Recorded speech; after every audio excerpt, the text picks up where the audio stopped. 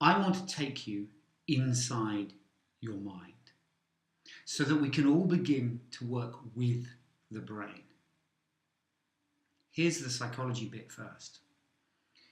We all have learning and communication preferences.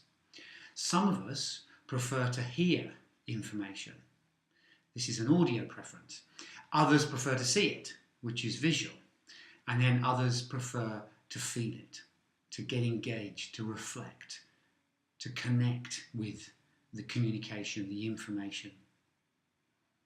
According to our research at the Teamworks, 77.7% of people have feel as a primary or secondary preference, which means that feel, kinesthetic learning, kinesthetic communication is critical.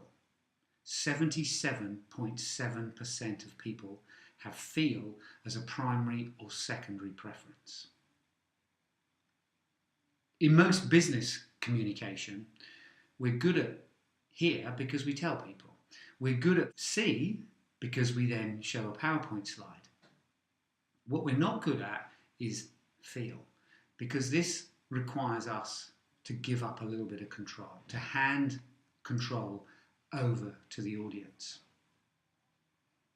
But in all communication, education, motivation of your team, you must make your message multisensory. See, hear, feel. See, hear, feel. In all the key messages, if you want them to stick. Let me give you some examples.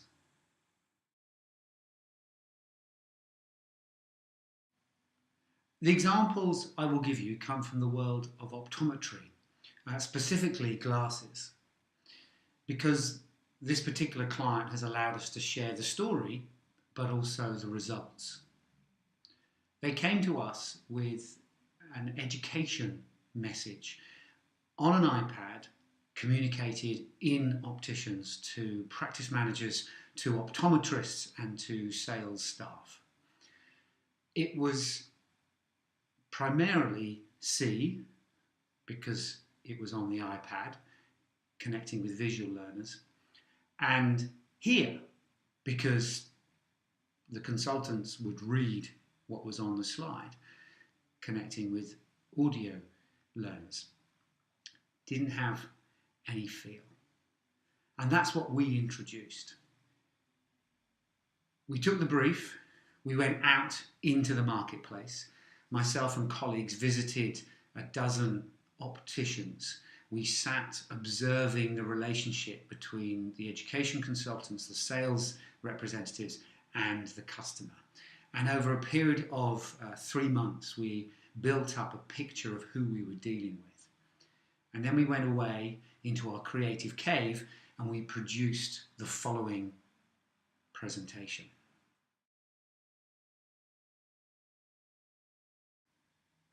We walked into the meeting dragging a suitcase. Inside the suitcase, there were 7 lab coats. We put on our lab coats, as well as our thick-rimmed scientist glasses, and a badge saying, "I'm a scientist." And then we spent time reflecting and discussing the perfect lens for glasses, the features and benefits of the perfect lens for glasses. We wrote them on post-it notes, and then we transferred them to cotton balls, like this. And then we transferred the cotton balls to create a molecular structure that looked a little bit like this. The result was much bigger, with lots of features and benefits. And we sat back and we admired our work. It was quite impressive. And then I said, Essilor has produced the Crizell Transitions lens that has all the features and benefits that we've identified. In fact, all apart from this one, which we're going to take back to our real scientists and look to introduce this feature and benefit for the next generation. And that was it.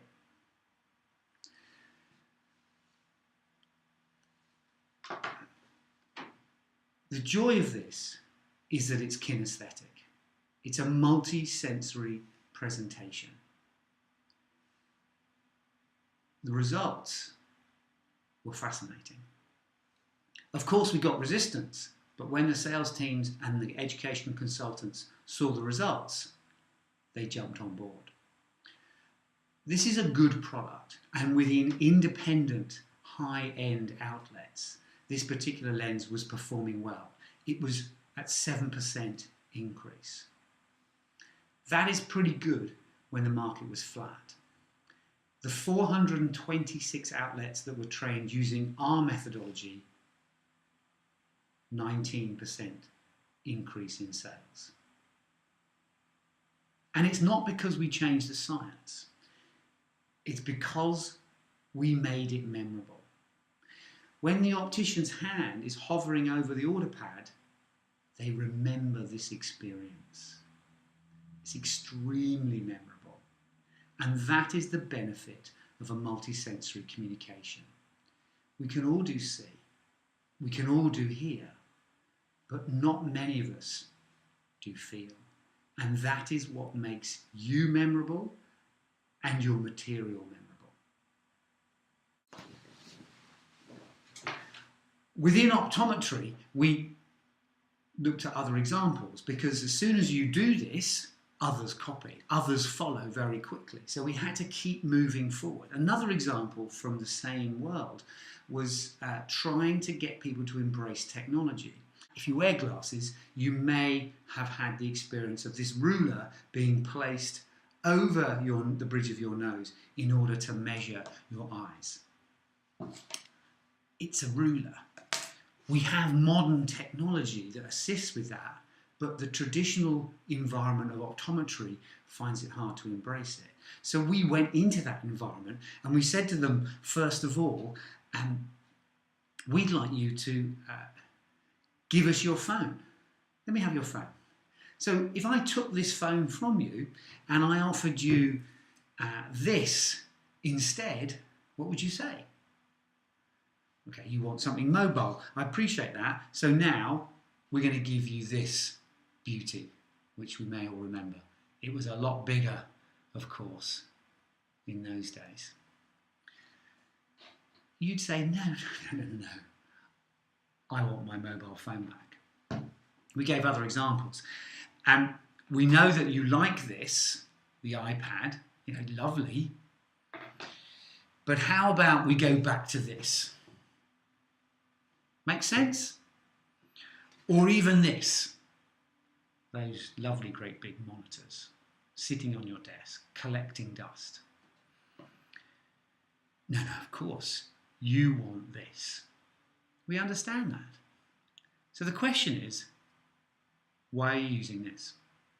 When actually there is modern technology using machines that look like this, that can do the job with absolute accuracy. You insist on this, which is no different than this. We want you to move to this.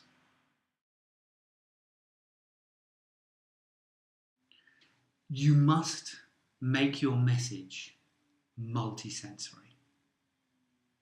So your audience can process it here, but feel it here. That makes you memorable.